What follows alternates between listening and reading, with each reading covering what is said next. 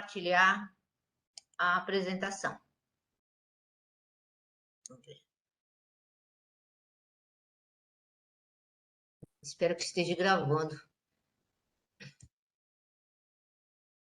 Tá gravando, sim. Ah, é? É porque aqui eu não consigo visualizar. Ele sobe a tela na hora que começa a gravar. Então, boa tarde. Nós vamos falar nessa outro horário, após a palestra da doutora Tereza Florenzano, sobre as aplicações do sensoramento remoto. Mas antes de iniciar a palestra, eu queria esclarecer algumas dúvidas que eu acho que é importante para vocês. Não está indo, gente? Caramba.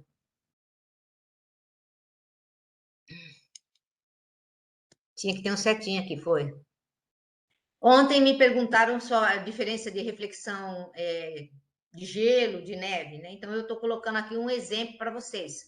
Como que eu diferencio numa região que ocorre frequência alta de gelo e neve, como que eu diferencio entre elas? Então, a neve fresca tem, né, recém-caída, ela tem uma reflectância altíssima, tá? Como você pode ver, principalmente na faixa do visível, ela diminui a partir do infravermelho próximo, né? Mas mesmo assim, ela dos elementos, desses três elementos, do gelo fresco, de um gelo, de uma neve derretida, que é o FIRN, e da neve suja, ela é o que tem uma maior reflectância. Tá? Então, a pergunta que me foi feita, que fizeram uma afirmação, é que o gelo teria uma reflectância muito baixa.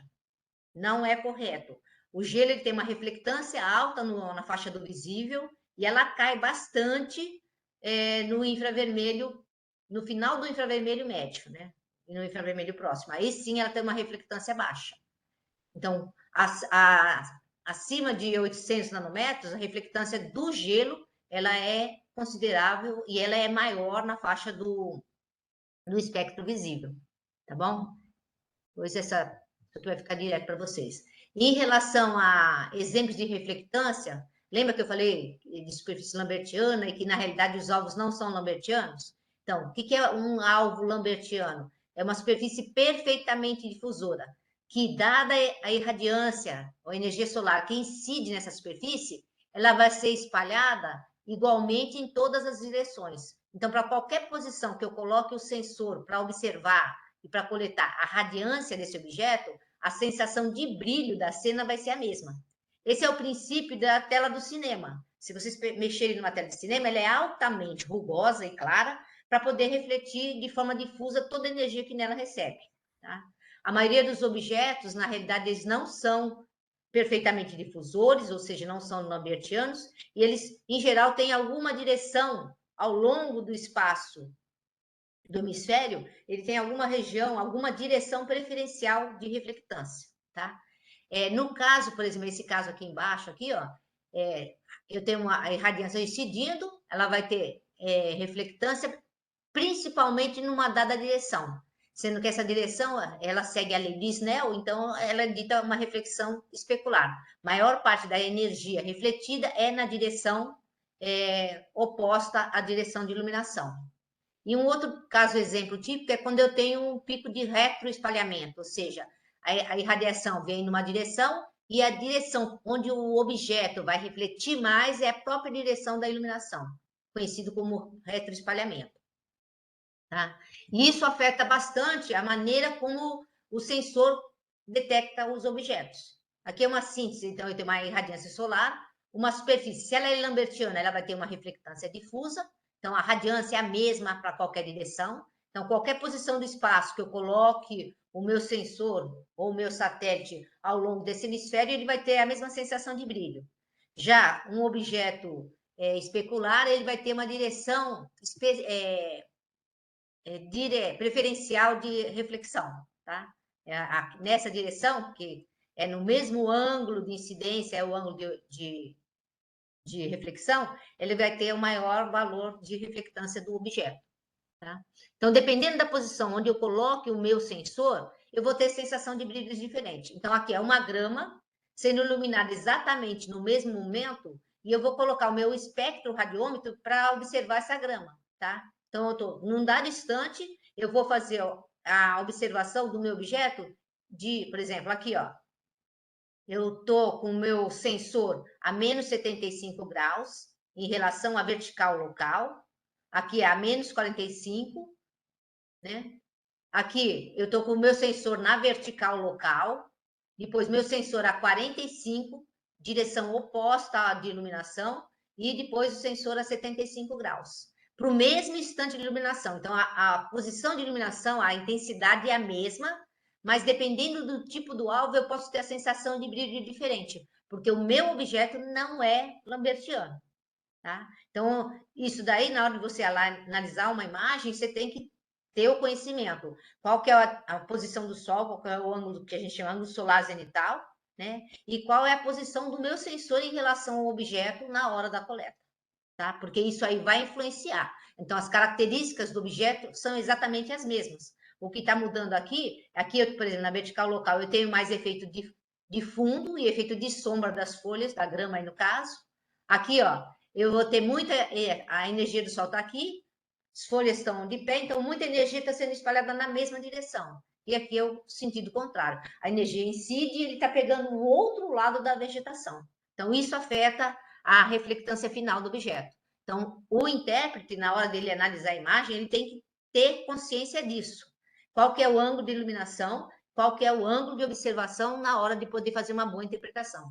Essa figura a Teresa colocou, mas alguém perguntou no final, né? Como diferenciar uma água, um corpo d'água de uma área queimada, por exemplo, nessa imagem aqui, ó, de 14 de junho de 95, a diferença, olhando só isso aqui, eu poderia falar que isso aqui é queimado porque eu estou vendo uma pluma de fumaça, tem um resto de fumaça. E se não houvesse a fumaça, por exemplo, que essa aqui, ó, no dia 30 de junho, não tem fumaça. Então, como que eu sei que aqui é um lago e aqui aqui é a região do Cerrado lá de Brasília, tá? E aqui seria queimada. Como que eu sei? Eu só vou ter certeza disso quando eu faço uma análise temporal. Com uma única imagem é impossível. Então, eu vou para um outro período qualquer. Ó, aqui está na imagem de setembro, de fevereiro. Está bem claro a diferença entre o cerrado, que é a área que foi queimada, para a diferença de um lago. Mesma coisa aqui, ó, no dia 2 de setembro. Já está havendo uma regeneração da vegetação daquela área queimada e o lago continua do mesmo jeito, né? Com grande absorção de energia eletromagnética. Tá? E eu tenho aqui um resquício ainda, ó, de área queimada que ainda não foi regenerada. Então, é só com análise temporal que eu consigo ter certeza do que eu estou analisando quando eu não estou ou quando eu não conheço uma região. Tá? Então, agora nós vamos falar sobre aplicação de sensoramento remoto, ou seja, dados satélites ambientais, como que eu posso explorar as imagens para fazer estudo dos diversos tipos de elementos na superfície, tá? Tanto na superfície como na atmosfera, né? Depende do que eu estou interessado. Então, o satélite vem, ele vai coletar a energia que é refletida ou emitida, né? É refletida na faixa do espectro solar e ela é emitida na faixa do espectro de infravermelho distante, tá? Lá em torno de 8 a 10 micrômetros. Então, o intérprete, ele pode trabalhar com a imagem visualmente ou ele pode fazer toda a análise através de processamentos computacionais, tá? Então, eu posso usar imagens de satélites ambientais para o estudo, por exemplo, monitoramento da atmosfera, não só previsão de tempo, como previsão de clima.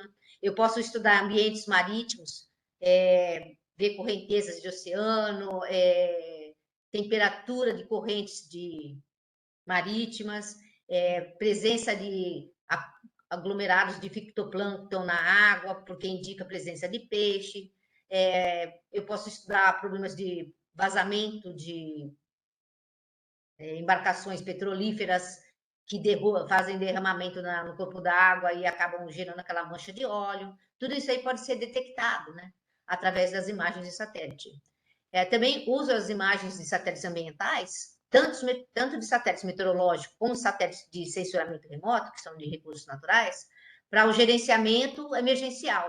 Por exemplo, no caso de um deslizamento, no caso, por exemplo, como aconteceu em Minas e Mariana, em Brumadinho, onde houve derramamento de uma área que estava de resíduo, que acabou invadindo uma área urbana.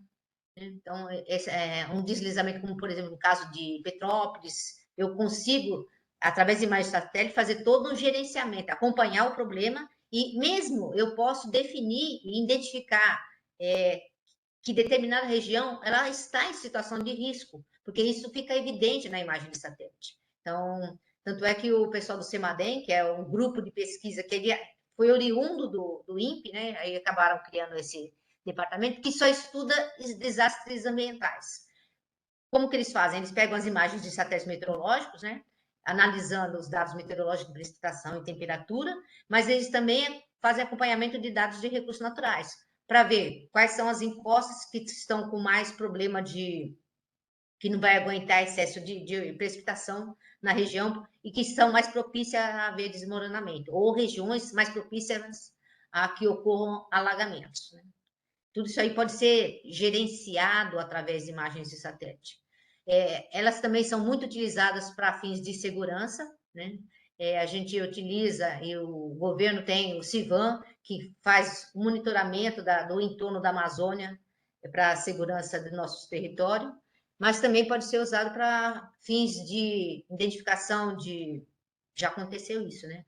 De plantio de drogas ou de pistas clandestinas no território nacional. Então, dá para ser usado para manter a segurança do nosso continente, bem como, por exemplo, a fazer uma avaliação da região costeira ou da região do mar que pertence ao Brasil, do Oceano, né, Atlântico que pertence ao Brasil.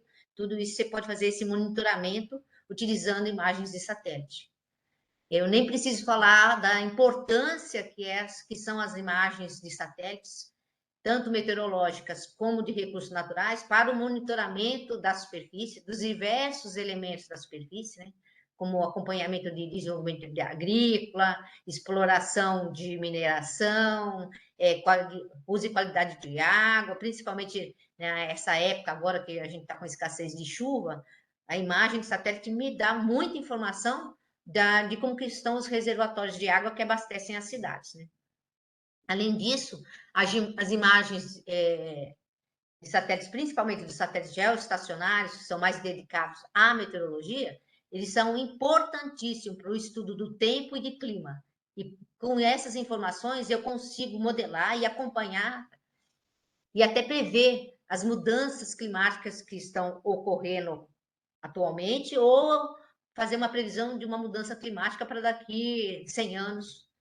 É possível ser feito através da modelagem, obtendo como dado de entrada as imagens, dados extraídos das imagens de satélites, tá bom? Então, é uma fonte riquíssima de informação, né? E são as imagens de satélite, tanto de satélites meteorológicos, como os satélites mais voltados para recursos naturais, elas promovem o desenvolvimento de vários benefícios sociais para a população. Por exemplo, eu posso fazer o acompanhamento do controle de geração de energia numa hidrelétrica. Então, por exemplo, o INPE pode, e já fez até trabalho junto com elas, acompanhar a quantidade de água, se você está com mais escassez de água, por exemplo, no inverno, ou estação mais seca, eu tenho menos água disponível no rio, então eu posso ter uma noção da vazão ou da vazão que pode abastecer uma região hidrelétrica. Né? Então, quando que eu posso abrir as comportas ou fechar as comportas, esse monitoramento pode ser feito usando imagens de satélite. Né? Então, por exemplo, se o rio está com escassez, eu sei que eu tenho que manter, fechar mais a vazão de água. Quando o rio está tendo precipitação suficiente ou até em excesso, aí eu mantenho, por exemplo, a vazão das hidrelétricas abertas para gerar mais energia e não causar outros tipos de problema. Como eu disse, na agricultura é fácil de entender a importância dos dados de satélite, né? A gente consegue vários produtos oriundos das imagens de satélite, um deles é o NDVI, que me permite entrar como dado ou até prever a produtividade de uma dada cultura, né? Tamanho da área, a escassez, se é a incidência ou não de praga. Eu consigo trabalhar bastante em agricultura, né? Então, o agricultor ele é muito beneficiado se ele tiver o conhecimento dessa tecnologia. Eu consigo monitorar os diversos ecossistemas ao longo do nosso país, que é de dimensão continental, né? E tem lugares que ficam impossível acesso, ou quase que impossível acesso, mas a imagem de satélite permite que você tenha informação de todo o território nacional, né? Ainda mais eu podendo contar com imagens de diversas resoluções espaciais, bem como diversas resoluções espectrais, para poder explorar mais e mais, com mais riqueza de informação, aquela área, né? Os dados de satélite são importantíssimos para o transporte aéreo, tá? Porque você precisa ter informações de como que está a cobertura de nuvens, ventos, de uma dada região, para que o voo seja mais tranquilo, porque essas informações são repassadas para o piloto, e o piloto tem tempo de mudar a rota para desviar de um sistema convectivo muito grande que vem afetar o conforto dos passageiros ou até colocar em risco o percurso do voo que ele tem que se manter, né? Há vários projetos e pesquisas no INPE e em outros institutos, como o Fiocruz, sendo aplicado imagens de satélite para uso na área de saúde, como, por exemplo, a proliferação da incidência de dengue causada pelo Aedes aegypti, né? Mas eu também posso fazer a avaliação e espacialização de consumo de medicamentos destinado a algum problema em particular. Por exemplo, eu já trabalhei com espacialização do consumo de medicamentos, que às vezes até em excesso, porque o pessoal acaba se automedicando, por isso que é importante deixar a receita médica ser retida, né? De uso de antibióticos para doenças do trato respiratório. Então, chega a época de inverno, a venda desse medicamento aumenta muito, porque a procura por médico, devido à mudança de temperatura e ao aumento de poluição, implica num aumento do número de casos de atendimento em hospitais, né? Principalmente por idosos e crianças, que são os que mais sofrem com o aumento de poluição e com a mudança brusca de temperatura. Então, a gente consegue espacializar toda essa informação e que venha facilitar a tomada de decisões, até de abastecimento de medicamento ou de alguma atitude da área de saúde, né?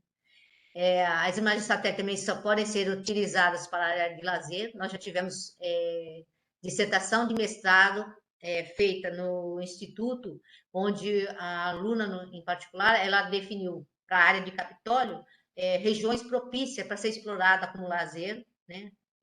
Principalmente o lazer preservando a região e aumentando a procura do ecoturismo na região. Então, foi definido, através de imagens satélite, rotas para caminhada, rotas de ciclismo e percursos lúdicos para o pessoal poder trabalhar e explorar, e com isso aumentar a fonte de renda dos moradores, né? Se eles têm uma captação de verbas de outros lugares. Para a segurança, as imagens satélites são utilizadas, tanto é que o INPE mantém um convênio com o Sistema de Segurança da Dutra, aqui na região do Vale do Paraíba. Quem não é da região não sabe, mas quando chega essa época de inverno, ocorre muita neblina, né? E a presença dessa neblina acarretava muitos acidentes rodoviários, né? Era normal a gente ligar a televisão e escutar horas de engarrafamento e trânsito parado por conta da visibilidade, né? Então, através das imagens de satélite, a gente consegue definir quais as regiões que estão com uma neblina intensa ou mais suave, né? Ou mais grave, no caso, e a gente dá esse alerta para a empresa que cuida da rodovia, e é disparado alarmes, né, e sinalizações ao longo de toda a rodovia, né? Para evitar esse tipo de problema, até no trecho nós temos um retão muito grande que envolve praticamente toda a região de Jacareí, antes de chegar em São José, que é colocado até iluminação na rodovia para minimizar o efeito de acidentes durante o período de inverno, tá? Como eu disse anteriormente, no slide anterior, os dados de satélite, eles alimentam, né, modelos de tempo e de clima.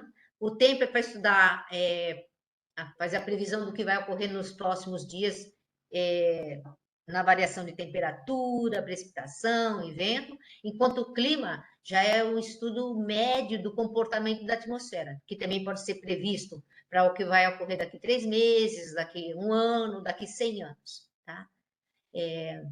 Amanhã vocês vão ter a palestra com a Esther, Regina Esther, onde ela vai trabalhar bastante o uso de imagens de satélite para obtenção de uma boa previsão de tempo e de clima. Tá? Ela vai entrar muito nesse detalhe amanhã com vocês. Então, os dados satélites eles são importantíssimos para o estudo de desastres naturais, né? Ficaria muito difícil a gente dar notificação ou dar alerta de desastres sem ter os dados meteorológicos oriundos de imagens de satélite, tá? Bem como para a gente dar... você tem a componente para definição de um desastre ou de um desastre iminente, você tem a componente meteorológica, mas você também tem a componente da situação em que está o local que corre o risco daquele desastre, ou de uma cidade, e em geral essas informações são repassadas mais relativa na região de áreas urbanas, onde o acúmulo de moradias é muito alto. Então, é o cruzamento das informações meteorológicas com as informações das áreas urbanas extraídas através de imagens de satélite.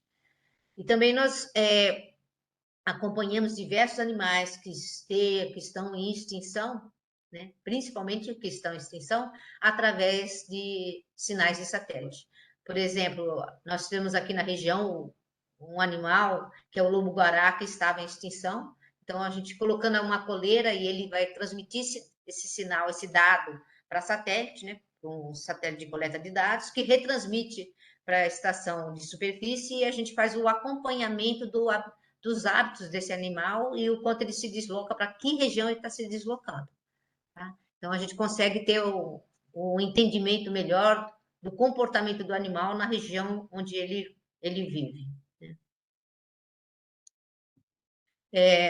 Então, como eu disse, as imagens de satélite elas são essenciais, tanto as de recursos naturais como meteorológico, para o estudo de extremos climáticos, né? Como os incêndios florestais, e mesmo incêndios que ocorrem em regiões altamente vegetativas, perto de grandes centros urbanos, que é muito comum, por exemplo, lá na Califórnia, né? Na Califórnia tem Los Angeles, vira e mexe, tem muito bairro e casas em áreas de grande vegetação, não está tão na parte central da cidade, mas tem os condomínios que ficam nas regiões mais arborizadas, que sofrem todo o ano com incêndio, porque a vegetação ela resseca muito, aí começa o próprio sol, ou por incêndio natural, ou incêndio provocado, o fogo se alastra rapidamente por conta da vegetação estar muito seca. E já houve casos que várias casas foram perdidas por conta dos incêndios. Né? Aqui é um exemplo da encosta, foi uma encosta lá de Petrópolis, né, que houve desmoronamento há uns anos atrás. Casos de enchentes também pode ser detectados. Então, tudo é influência do homem no meio ambiente, simultaneamente com um índice de precipitação bem acima do normal. Né? E por conta das mudanças climáticas que estão acumulando, ou seja, por conta das altas taxas de emissão de gases de efeito estufa, que tem afetado o clima, a gente não percebe tanto ainda em termos de variação de temperatura, mas se percebe porque a tendência, quando eu aumento o armazenamento de energia na atmosfera, eu estou alimentando as condições meteorológicas de forma que os eventos climáticos, os eventos de chuva, sejam mais intensos. Então, eu tenho nuvens muito mais pesadas, com desenvolvimento vertical alto, provocando chuvas muito mais intensas. Por exemplo, é um exemplo. Né? Outra coisa que pode ser acompanhada com imagem de satélite é a frequência dos raios que caem em certas regiões, principalmente aqui na região sudeste, onde o número de raios mensal e anual, principalmente na época que começa a época de chuva, São os maiores aqui da América do Sul. Né? Um outro problema que a gente acompanha também através de imagens que estão relacionados com eventos extremos são, por exemplo, a escassez extrema de água na região nordeste do Brasil. Tá? Enquanto algumas regiões estão sofrendo processo de inundação, algumas regiões ficam em processo de anos e anos sem haver precipitação e uma grande estiagem, que pode provocar, aonde existe vegetação sadia, uma grande queima de biomassa. Então, tudo isso daí, todos esses desastres, né, esses extremos climáticos, eles, o tempo todo, eles estão em evidência em todos os jornais. Jornais, revistas, sempre estão levantando esse problema, né? E eu coloquei aqui uma coisa interessante, né? Aqui,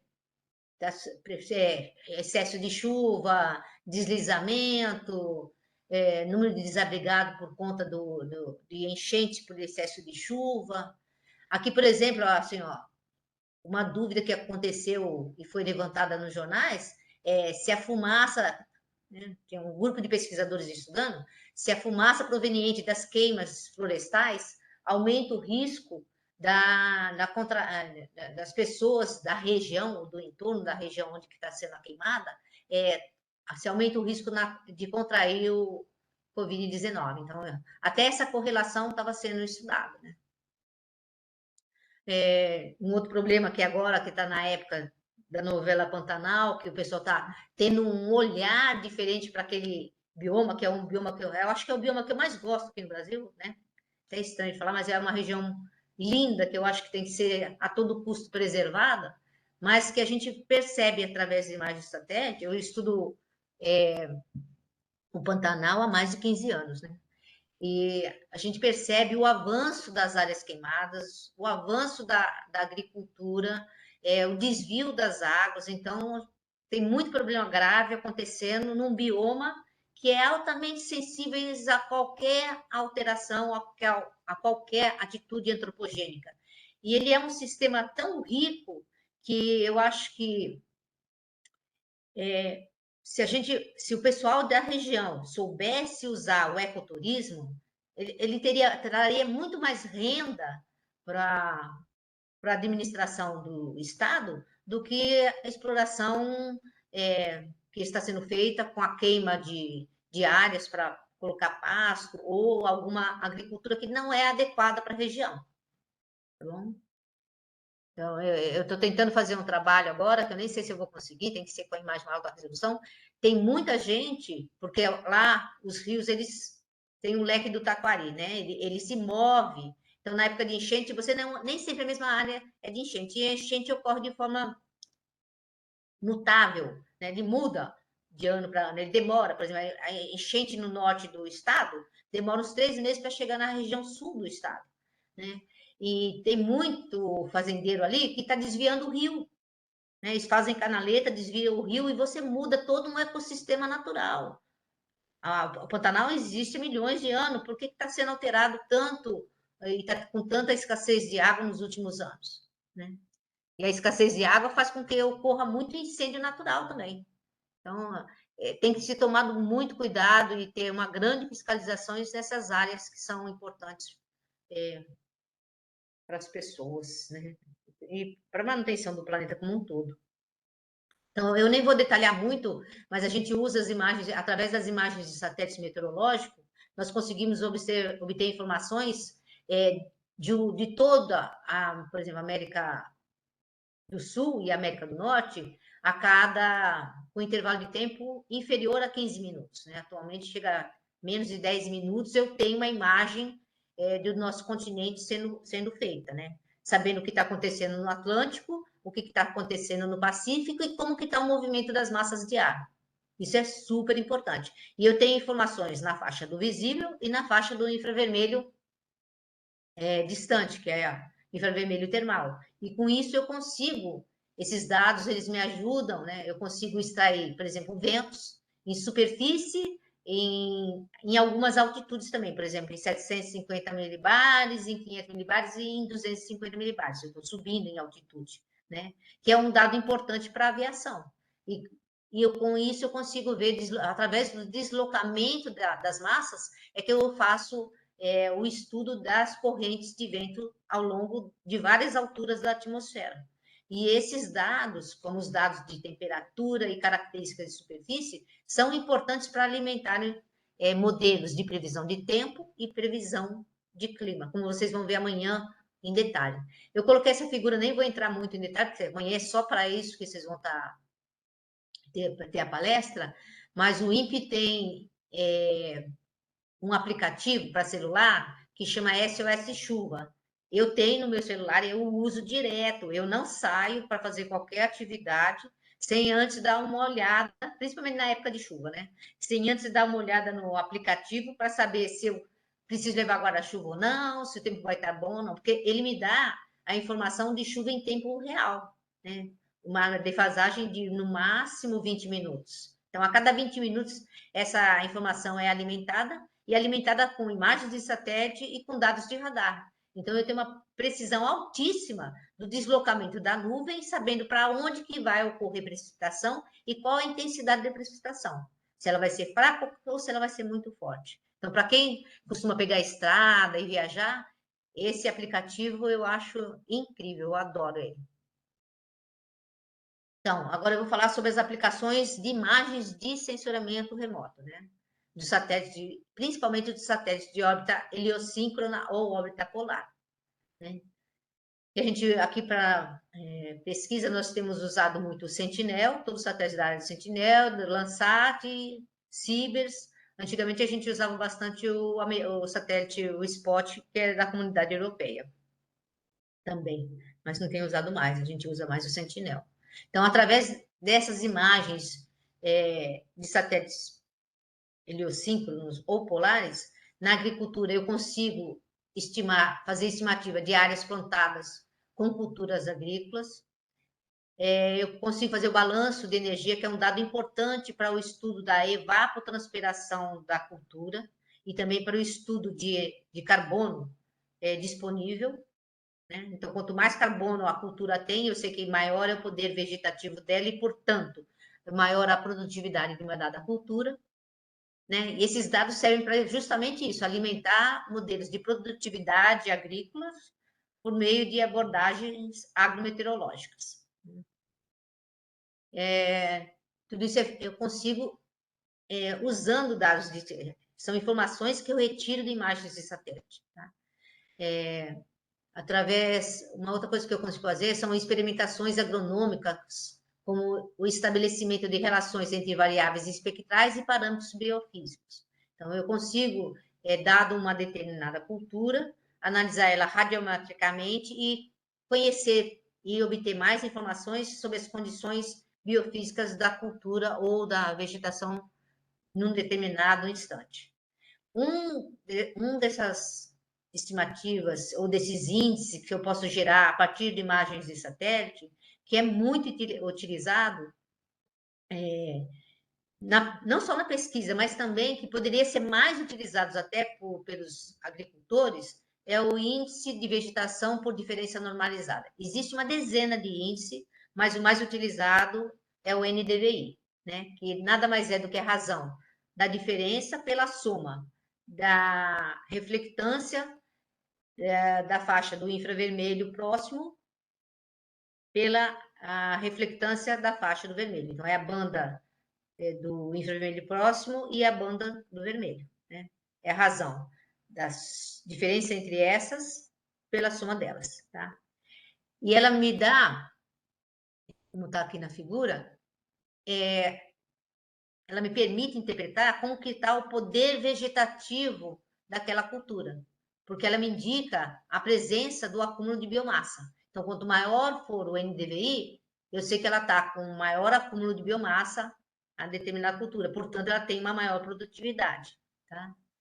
E, por exemplo, quando ela está no estágio intermediário, aí na próxima slide eu falo direitinho o que é esse processo. Então, o NDVI apresenta uma alta relação com os aspectos fisiológicos e nutricionais da cultura, o que permite ao intérprete, que tem esse dado na mão, essa imagem de índice de vegetação, analisar os parâmetros como nutrição da planta, né, onde eu consigo ver com mais detalhe o problema relacionado ao nitrogênio, né, então se está com a escassez ou não de nitrogênio no solo, e aí eu posso interferir nesse processo, adubando a região. Eu posso ver sua sanidade, se tem déficit hídrico, e entre outros parâmetros também. Então, as imagens do NDVI permitem monitorar e determinar o acúmulo de biomassa das culturas. Então, aqui, por exemplo, como que eu vou interpretar esse índice, né? Então, eu gero uma imagem com índice, eu vou mostrar daqui a pouquinho elas. Então, se ela está abaixo de 0, eu sei que o meu objeto não tem nada de vegetação, não tem vegetação, é outro tipo de superfície, só solo exposto, asfalto, é outro tipo de superfície não vegetativa. Quando ela está variando, esse índice varia de 0 até 0,33, eu posso ter certeza que aquela área ela está com algum tipo de deficiência nutricional. Ou o solo não está adequado, ou tem alguma praga agindo na minha cultura. Tá? O valor do índice variando de 0,33 a 0,66, a vegetação está moderadamente sadia, ela pode ainda ser melhorada. E quando eu estou com o índice entre 0,66 e 1, eu sei que a minha cultura está super sadia, está ótima para o seu desenvolvimento. Quais são os benefícios que uma pessoa que tenha essas imagens de NDVI pode usar para melhorar ou interpretar ou reconhecer como que está a sua lavoura, né? Como eu falei, a variação dos índices, né? Eu posso ver, por exemplo, de 0 a 0,2, que ela é senescente, quando ela está abaixo, eu posso falar que ela é não saudável. Esse limiar varia de intérprete para intérprete, tá?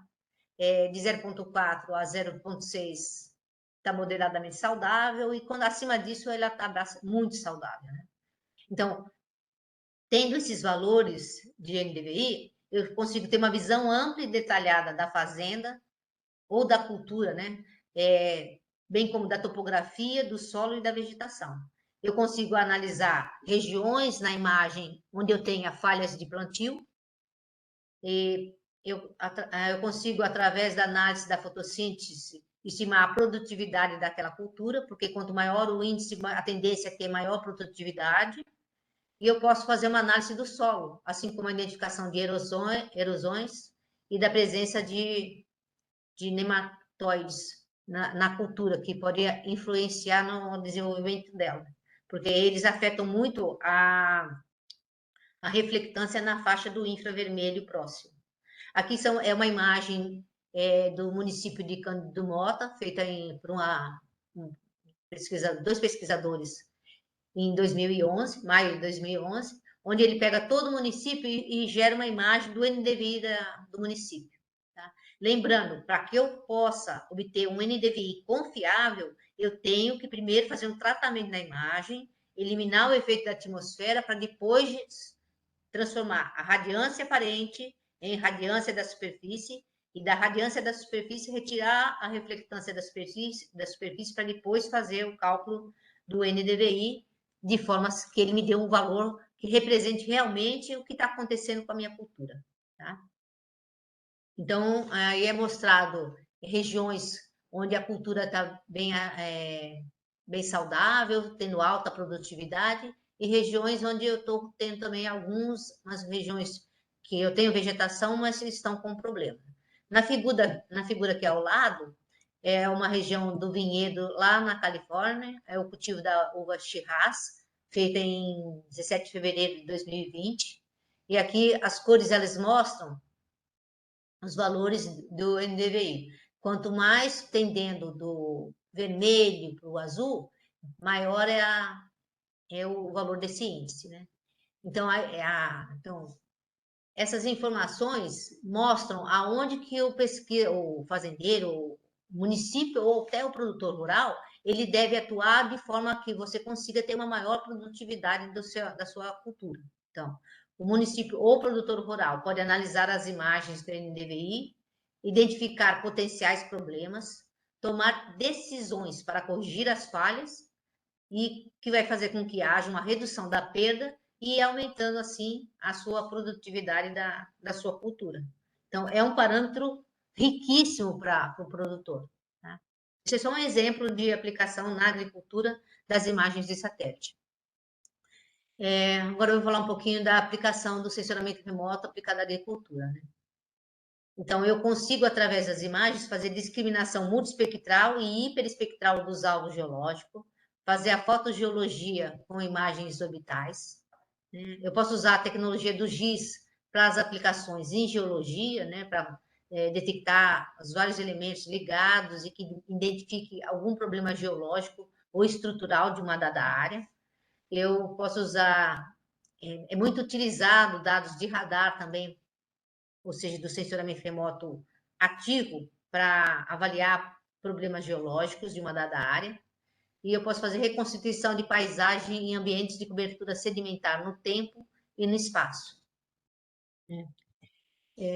Aqui está mais voltado o uso de imagens de satélite para exploração de minérios. Né? Eu posso fazer, e geralmente é primeiro feito, uma avaliação em laboratório de um determinado minério para saber como que ele vai ser a reflectância daquele determinado solo e a concentração de mineral presente nele, para depois poder melhor interpretar os dados de uma imagem de satélite. Então, os dados de satélite podem fornecer várias informações que auxiliam no processo de exploração de minério, especialmente em áreas que são remotas ou perigosas, onde é muito difícil o acesso para você fazer essa exploração. Tá?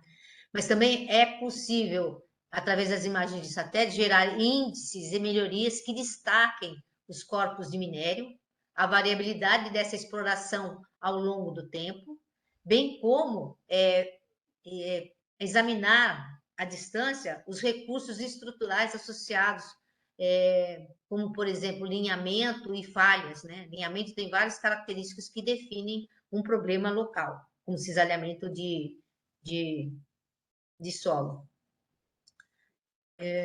Eu consigo também, através das imagens, elas nos auxiliam no estudo da viabilidade e planejamento de missões de exploração de algum minério em uma dada região. Né? E isso facilita a empresa que vai fazer essa exploração, porque ela permite que a empresa veja qual que é a infraestrutura e quais os problemas que eu vou ter naquela região. Então, desculpa, tive que apagar uma tela que estava aparecendo para mim, não sei se aparece para vocês. Tá?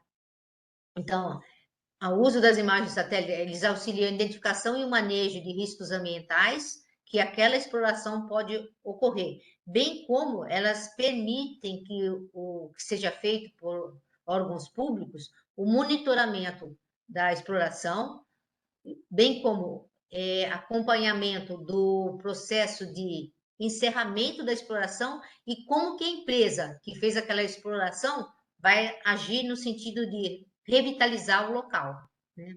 Então, essa imagem que está no fundo, que eu coloquei, não sei se vocês estão conseguindo visualizar direito, ela mostra uma extração enorme, de uma área enorme de minério na Amazônia, tá? Que está sendo comum de ser identificado. E eu estava lendo um artigo ontem que mais de 9% da perda de floresta da Amazônia se deve à extração de minérios. Muito desses feito de forma clandestina, né? É bem complicado. Então, há como, através da imagem de satélite, atacar esse tipo de problema. Na segunda-feira que vem, o Dr. Cláudio Almeida, que ele é o coordenador do projeto PRODES, ele que é o responsável pelo projeto e pela definição dos índices de desmatamento das áreas desmatadas, divulgadas anualmente pelo INPE, obtidas através do PRODES, como ele também é responsável pela detecção mensal das áreas que estão sendo ou que estão começando a ser desmatadas da floresta amazônica. Então, ele vai poder detalhar com muita clareza como é feito esse processo. Vai? Não tá indo. Deu uma travada aqui, gente. Alguém entrou aqui para...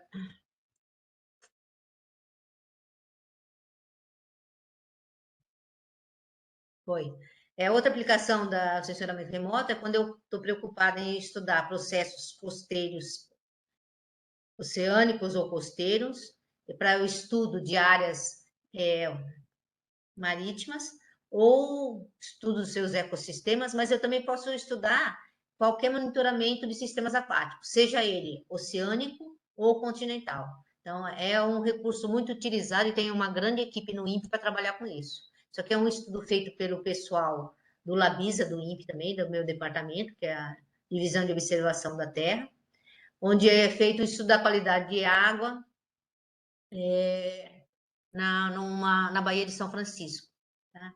Isso daí foi uma parceria de pesquisadores da região, lá dos Estados Unidos, com pesquisadores do INPE, na obtenção desses índices. Então, foi utilizado 3 tipos de satélite, né, que obtiveram informações com diferenças de minutos, né, sobre a mesma área, e vendo qual que é o sensor OLE, a bordo do Landsat 8, o MSI a bordo do Landsat 2 e o OLSI a bordo do Landsat 3, para ver qual que era o que dava melhor resolução na definição de presença de clorofila A, ou da temperatura da superfície, ou de outros elementos no corpo d'água.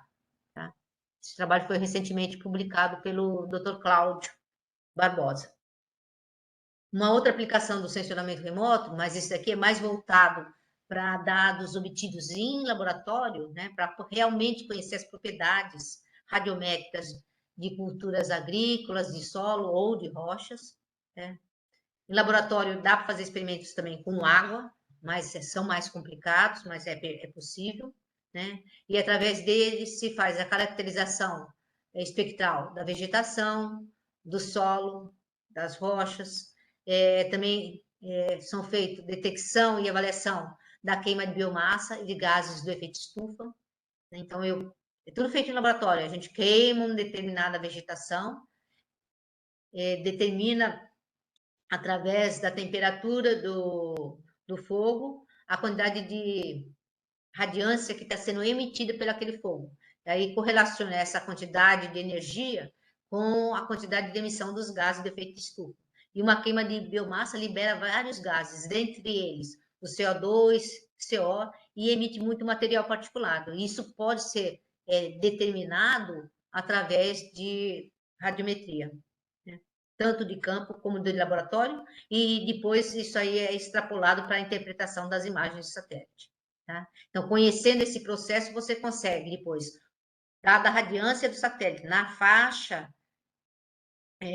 onde a radiação está sendo emitida, você consegue associar qual é a quantidade de emissão dos gases do efeito estufa pela determinada concentração de biomassa queimada. Tá?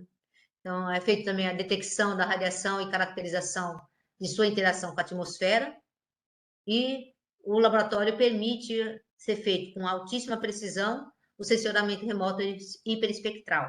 Nós temos um conjunto, vários radiômetros, ou vários espectroradiômetros, que medem a radiação solar ao longo de toda a faixa do espectro eletromagnético, com uma diferença de 3, 4 nanômetros entre as medidas. Bem como nós temos instrumentos para medir a radiação na faixa do termal, que é a radiação emitida pelos objetos terrestres. Tá? Que são utilizados principalmente em experimentos de queimada. Peraí, aparecendo um negócio aqui, não sei o que é. Mudou aqui. Gente.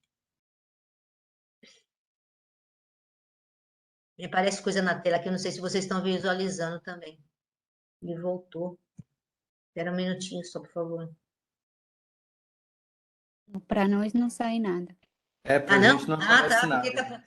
porque tá aparecendo aqui na minha tela, eu não sei se está incomodando vocês. Aparece um monte de mensagem aqui no meio da minha fala. Então, aqui, ó. Isso aqui já foi. Então, o uso do geoprocessamento. Existe uma equipe grande do nosso departamento que trabalha com o desenvolvimento de softwares e geoprocessamento para o estudo de mudanças de uso da terra, estudo de áreas urbanas, centro urbano, de saúde pública, modelagem ambiental e estatística espacial. Tá? Então, existem várias linhas que são exploradas de tanto socioambiental através e técnicas de geoprocessamento, né? Então, as imagens de satélite, elas fornecem uma boa representação de uma área urbana que permite um planejamento adequado dos projetos, além de monitoramento de desastres ou áreas que estão sensíveis à iminência de um desastre ou de uma calamidade natural, né?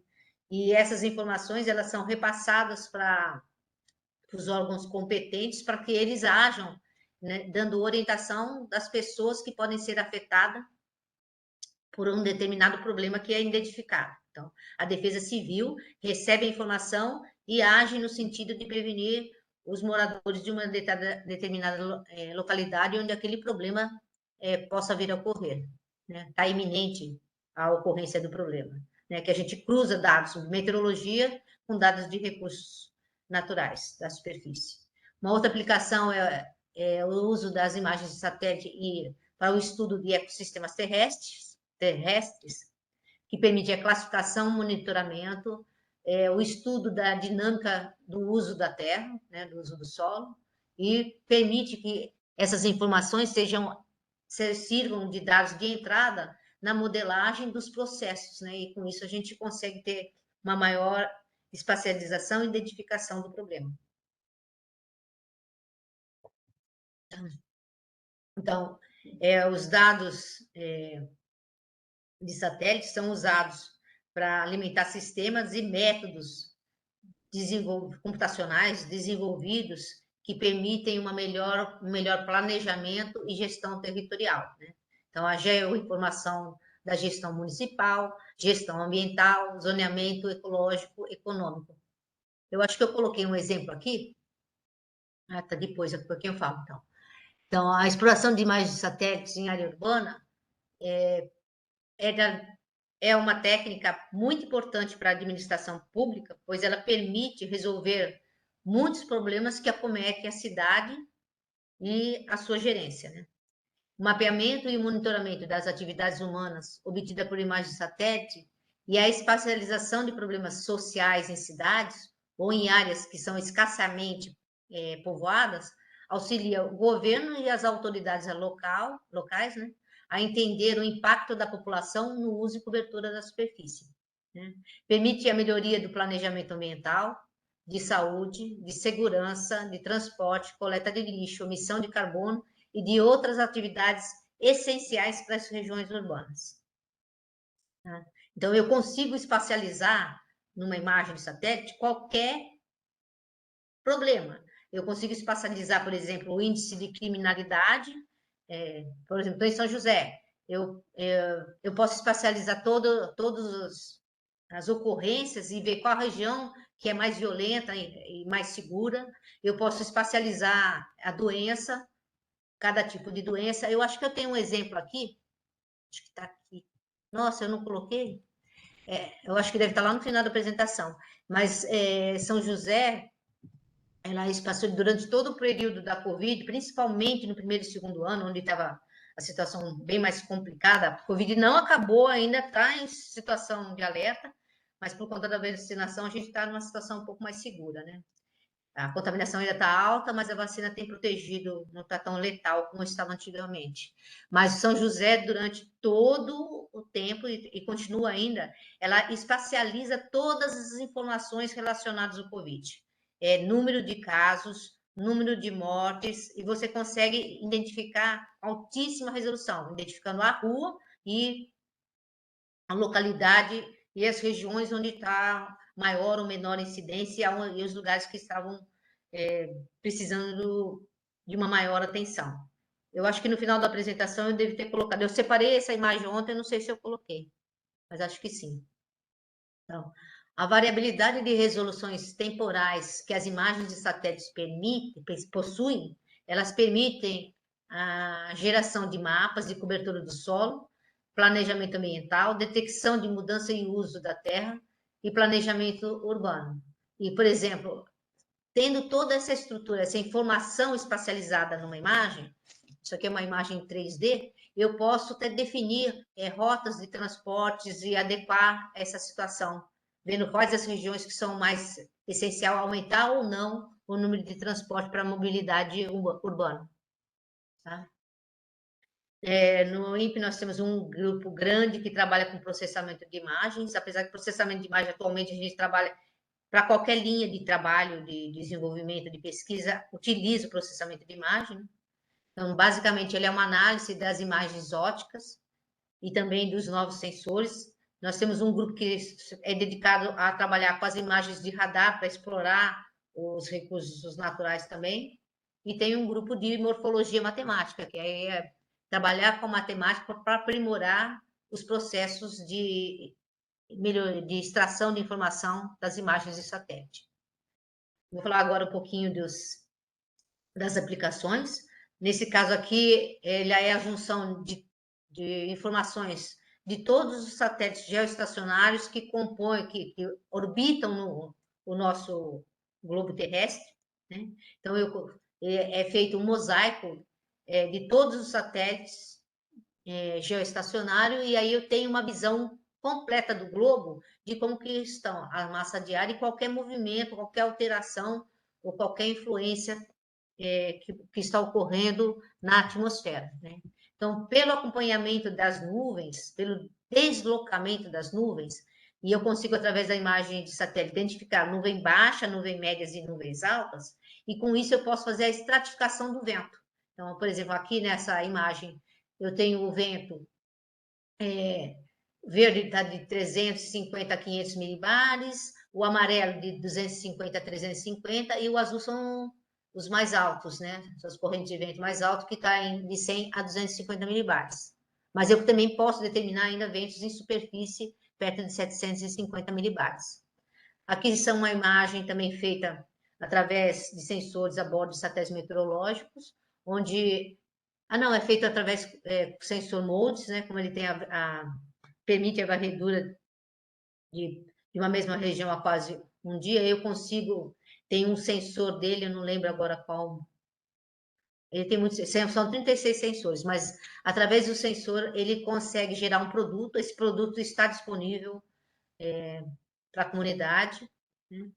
Esse é produto de aerossóis, né? Então é a profundidade do aerossol no comprimento de onda de 550 nanômetros. Tá? Então eu consigo ver quais as regiões que estão emitindo mais aerossóis. Dá para ver aqui na região asiática, né? Na Índia e principalmente aqui na China, o maior, pelo menos nessa cena aqui, a maior quantidade de emissão, né? E aqui são os aerossóis provenientes da areia do deserto, né? Então aqui é uma pluma, deve ter dado aquelas ventanias desérticas, aquelas tempestades de areia, e essa tempestade de areia ela entra em mar, e há casos que já foram identificados a chegada desses particulados que ficam em suspensão no ar, chegando aqui no hemisfério, no norte do... Ai, gente, chegando no nordeste do Brasil. Então, a identificação de aerossóis atmosféricos, ela é essencial para a saúde pública, né? Para o transporte, né? Por conta da visibilidade em aeroportos ou mesmo em rodovias. Elas são importantes dados para você fazer o estudo da fertilização oceânica. Os aerossóis também, eles podem influenciar a formação de nuvens, atuando como núcleos de condensação do vapor d'água. Eles podem gerar forçantes climáticas, aumentando ou diminuindo a quantidade do balanço de energia, né? E pode alterar também a química da atmosfera. Então, é um dado que precisa ser reconhecido e estudado. Tanto é que a tendência dos futuros satélites são obter imagens com sensores específicos para identificação de vários gases do efeito estufa e também de aerossóis. Então, um dos estudos que são feitos, e o meu grupo também trabalha nisso, é o estudo de queima de biomassa, que permite fazer a distribuição espacial e temporal de focos de calor, e a partir de focos de calor, você pode estimar as áreas queimadas, qual que foi a biomassa queimada e a quantidade de emissão dos gases do efeito estufa. e gases como CO2, né? E até a liberação de monóxido de carbono e de aerossóis carbonáceos, que são as partículas liberadas pela queima de fumaça que gera aquela pluma branca, né? Pode ser estudada a severidade do fogo e também quais as áreas que estão de risco eminente de pegarem fogo, né? Tudo isso pode ser avaliado quando eu estou estudando queimada. Aqui é uma animação da NASA, onde ele mostra o número de focos de calor que ocorre ao longo de todo o globo durante um ano. Tá? Então, dá para ver que o Brasil está ardendo ali, né? Principalmente na época que vai de junho até setembro, outubro, aí vai depender da estação, do comprimento da estação de estiagem. Né? Embora a gente tenha um pouco de queima de fogo ao longo de todo o ano por conta da prática de limpeza de solo, de prática agrícola. Aqui é um modelo feito pelo pessoal da NASA, deixa eu ver se eu consigo abrir aqui para vocês. É muito legal, ó. A NASA tem muito recurso, né? Eu não sei, aqui, ó. Deixa eu ver se... deixa eu por aqui, ó. Ele mostra, através de dados... através de imagens de dados de satélite, ele vai mostrando como que a dada emissão, os focos de calor e a emissão desses gases na atmosfera, como que esse gás entra na atmosfera e é deslocado para outras regiões do planeta.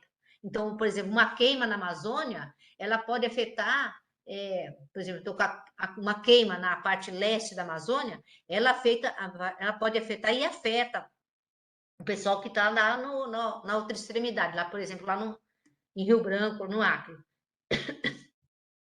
Né? E dá para ver que aqui a grande parte da emissão, pelo menos aqui é de 2006, essa simulação. Grande parte da emissão de gases do efeito estufa ou de aerossóis para a atmosfera ocorre mais no hemisfério norte. Olha a concentração, isso aí durante o período de seca, olha como que a intensidade aumenta. Depois, quando começa a época de inverno, ele tende a diminuir. Né? Falei besteira. Quando chega a época de verão, onde ocorre maior número de precipitação, a chuva acaba dando uma limpada na atmosfera. Né? Eu não consigo acelerar, consigo? Ó. E aqui dá para ver ainda, o Brasil estava com o menor índice de queimada, você vai ver quando chega a setembro, deixa eu ver aqui, agosto, aí vai aumentar aqui, ó, o número de queimadas aqui que a gente chama no arco do desmatamento, que era a região mais desmatada da Amazônia, ó, pode ver que ela tem queima mais. E toda a queimada, a grande parte da queimada, ela vai em direção aos Andes, bate nos Andes e vem para a região sudeste. É o mesmo percurso que corre o vapor d'água, né? O vapor d'água na atmosfera vai, bate nos Andes, né? A água evaporada e a água que vem dos oceanos, que entra olha aqui a quantidade agora, ó. Nós estamos outubro, tá vendo? Boa parte da emissão desses gases entra na corrente e vão para outras regiões. Oi, pode falar. Não está sendo projetado para a gente, não. A gente Exatamente. olhando a sua Não. apresentação. Ai, vou fazer assim, a hora que terminar eu projeto de novo, porque a minha está aparecendo na minha tela aqui. Ai, que pena. Terminando, eu tento compartilhar com vocês, mas é muito legal esse vídeo aqui, porque você vê bem a circulação do ar e a influência, né, o acoplamento do que ocorre na superfície com o que entra na atmosfera. Né? Então, é acoplamento do bioma, né, na superfície com a corrente atmosférica para onde que ele leva essa poluição. Mas eu passo para vocês no finalzinho, senão eu tenho que sair e entrar novamente. Aqui mostra, era o que eu estava falando, né? A queimada, a pluma e a concentração de aerossóis, ela vai e ela acaba vindo para a região sul e sudeste do país, principalmente aqui, a região sudeste, tá? Olha aqui, ó. Isso aqui é feito de uma queimada no dia 17 de agosto, no dia 19 de agosto, olha para onde está indo a boa parte da concentração dos aerossóis, né? E é o mesmo percurso que vai, ou seja, ela entra na atmosfera e ela vai seguir o comportamento daquela atmosfera. Então, quando eu tenho muita chuva, muito vapor d'água, esse vapor d'água também traz para cá. Então, toda a quantidade de água presente na atmosfera da Amazônia, que é rica por conta da evaporação das árvores, né? Que faz com que a atmosfera fique carregada de vapor d'água e, portanto, muitas nuvens, essa água entra na corrente atmosférica e ela vem também aqui, ela alimenta a precipitação aqui na região sudeste do país, né? Ou seja, a floresta amazônica em pé, ela é importantíssima para a agricultura, tá? Porque se eu desmato a floresta, eu vou ter muito menos água disponível na atmosfera e eu não vou ter essa quantidade de precipitação essencial para o desenvolvimento da agricultura nessa região onde a corrente leva. Aqui é uma estimativa do monóxido de carbono, a mesma situação, né? Ele entra para a atmosfera e ele é carregado em direção ao Oceano Atlântico, passando pela região sudeste e passando aqui por São Paulo. Aqui é uma simulação feita com uma queimada também, né? Ou seja, permite verificar como que se dá a emissão. Então, aqui, vocês estão conseguindo ver essa daqui? Sim. Sim, estamos. Sim, Então tá. nesse sim. Então, ó, tá havendo uma queimada na região, principalmente da Amazônia, e tem um pedaço aqui do Cerrado, né? O arco da Amazônia está queimando, e boa parte dessa emissão que vai para a atmosfera, ela entra na circulação e acaba vindo em direção à região sudeste, até chegar no Oceano Atlântico. Aqui naquela outra figura, ela mostra todos os continentes acoplados, né? E como que eles atuam, depois eu mostro. Um outro exemplo é o acompanhamento do ozônio, que a gente costuma chamar buraco de ozônio. Na realidade, não é um buraco, é um afinamento da camada de ozônio na região polar. E esse acompanhamento é super importante, a gente usa na região do ultravioleta, porque, por exemplo, quando a gente sai da noite polar no hemisfério sul, que ocorre nessa época de inverno, em julho, e começa a entrar para a primavera, tá? Aqui nós estamos em setembro, dia 22 de setembro, entrada da primavera. Aí você vê, quanto mais azul, mais fino é a camada de ozônio, tá? E olha aqui, ó, a diminuição, a redução da quantidade de ozônio foi tão grande que ela já afeta o sul da Argentina. Há casos que afinamento dessa camada chega até na região próxima ao Rio Grande do Sul.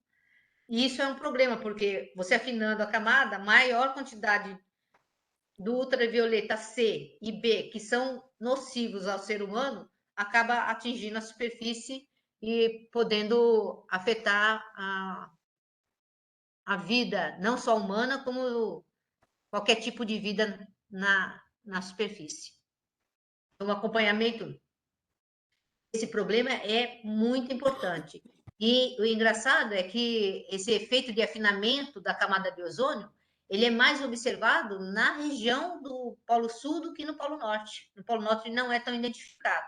Então, é alguma coisa que a corrente atmosférica leva para a região que faz com que ocorra esse problema. Então, por exemplo, a gente sabe que a quebra da molécula de ozônio, ela ocorre quando você tem ozônio e você tem cloro na atmosfera, né? Tem vários... antigamente, os sprays ou refrigeradores, eles liberavam cloro para a atmosfera. Então, por exemplo, esse cloro entra na circulação, não se sabe como, ainda não está bem entendido, ele se acumula na região do Polo Sul. Então, durante o inverno, você aumenta a concentração do cloro, ácido clorídrico, na HCl na atmosfera. Aí, quando começa a entrada de energia solar, você está saindo da região da época de escuridão total ou baixa energia, incidindo na região polar. A hora que começa a incidir energia eletromagnética nas regiões polares, né, por conta de todo do ângulo de inclinação da Terra e do dia do ano, né? Você tem essas mudanças de estação, noite polar, dia polar. Então, quando ele sai do período de baixa energia chegando e começa a entrar energia eletromagnética, a essa energia na faixa do ultravioleta, se houver energia solar na faixa do ultravioleta, molécula de ozônio, molécula de cloro, ela vai quebrar as moléculas e o cloro vai acabar interagindo com o ozônio, quebrando a molécula de ozônio, né? Então, precisa a incidência de radiação ultravioleta para que essa reação química na atmosfera ocorra. Então, existe a camada, aí ela vai afinar justamente quando eu começo a sair da noite polar. Começa a receber energia e a camada tende a afinar, né? E às vezes a concentração de cloro é tão grande que ela chega a atingir o sul do hemisfério sul.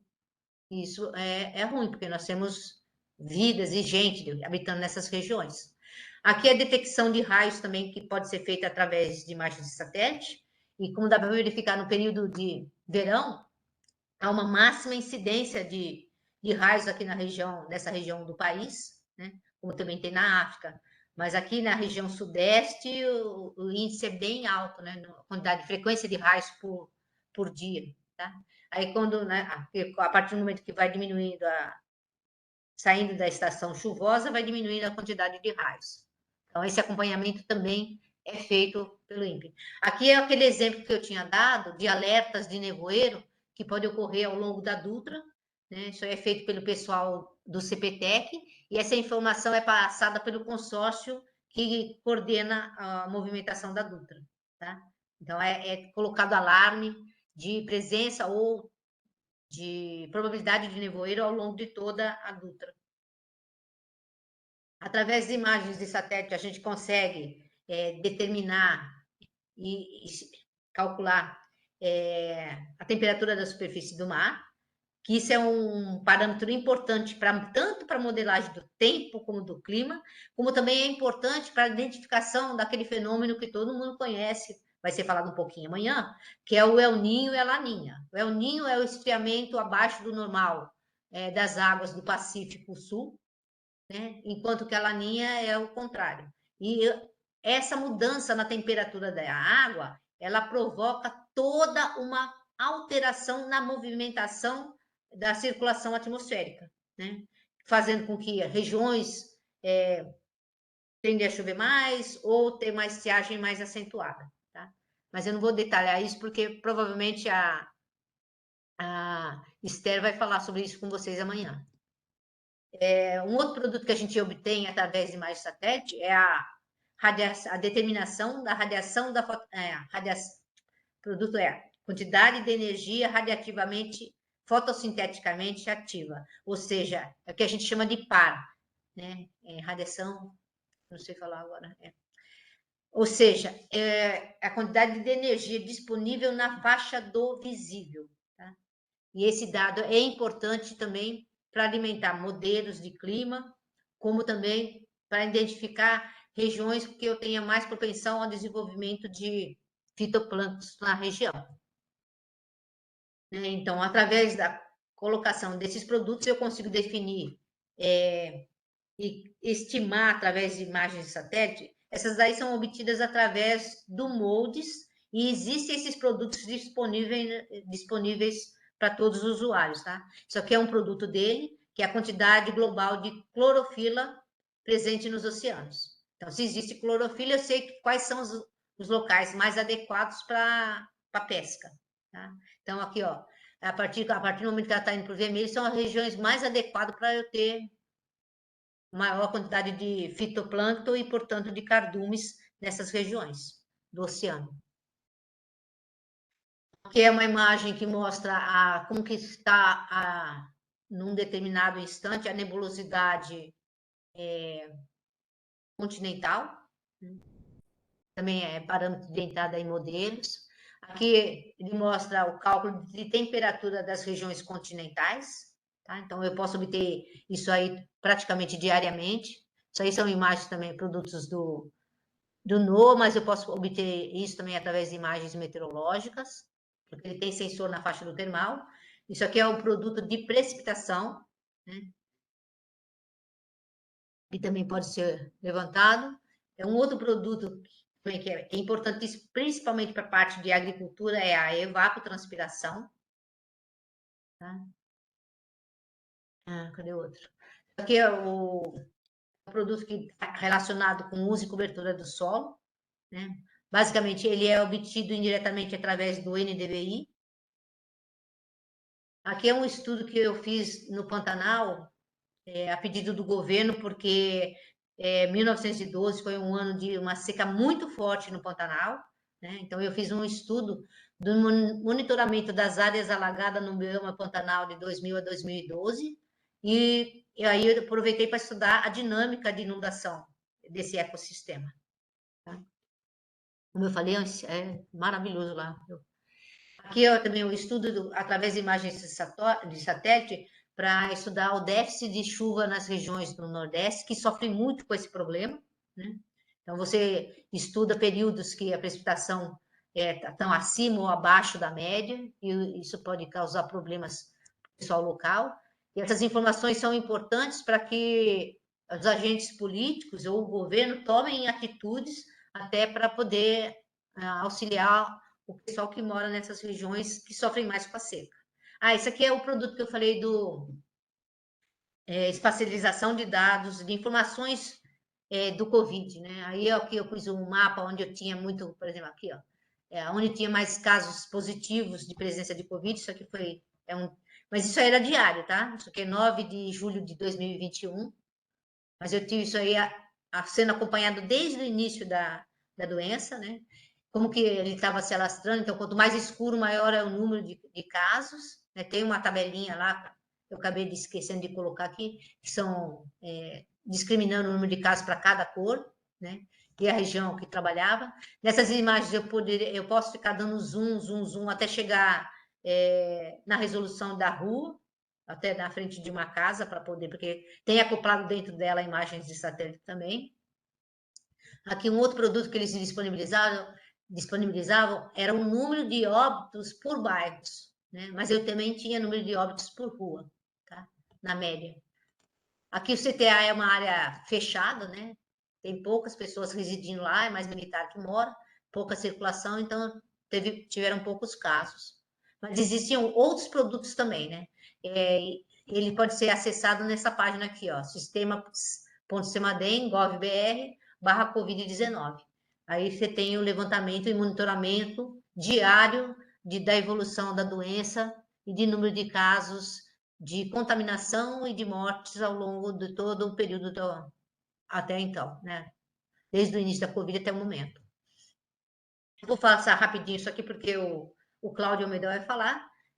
Um outro produto que pode ser obtido através de imagens de satélite é o estudo dos biomas, né? O Cláudio vai falar bastante sobre o TerraClass, que é um produto feito pela equipe do meu departamento aqui do INPE, né? Departamento de Observação da Terra e Geoinformática, onde ele estuda todos os biomas. Eu posso trabalhar, aqui é uma imagem de todos os biomas, mas eu posso selecionar cada bioma em particular por ano e ver como que está a mudança do uso e cobertura da serra, como que a terra, ou como que o solo está sendo, como a superfície está sendo explorada. Tá? Então, através do Brasilis, é um outro aplicativo também desenvolvido pelo grupo de processamento de imagens, você pode trabalhar, analisar cada um dos biomas e como que ocorre o desmatamento em cada um dos biomas. O produto mais conhecido é o produto de desmatamento da Amazônia, dado pelo PRODES, mas eu também tenho o DETER, que enquanto o PRODES me dá um valor anual, o DETER me dá informações, me dá não, né? Ele fornece para o IBAMA e para órgãos de defesa civil informações sobre as áreas que estão sendo desmatadas naquele mês, né? Ou com tendência ao deslocamento de desmatamento.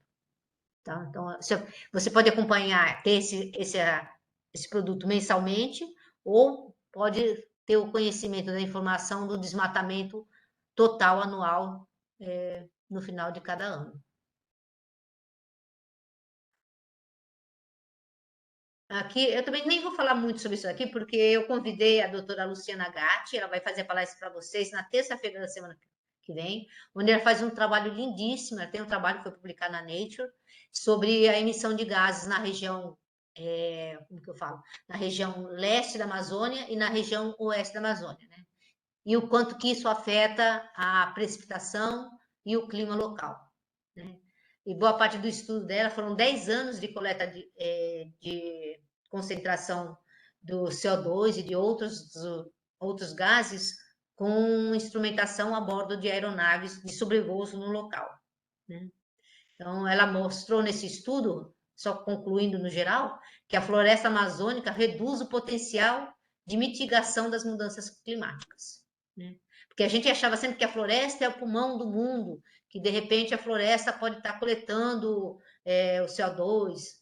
A preservação é importante, é isso que ela vai estar mostrando para vocês, o quanto que é importante a preservação e quanto que a floresta em pé, ela é importante não só para o clima, mas também para a agricultura e outras atividades que são desenvolvidas em todo o país, tá? Mas eu vou deixar ela detalhar bastante isso com vocês na terça-feira.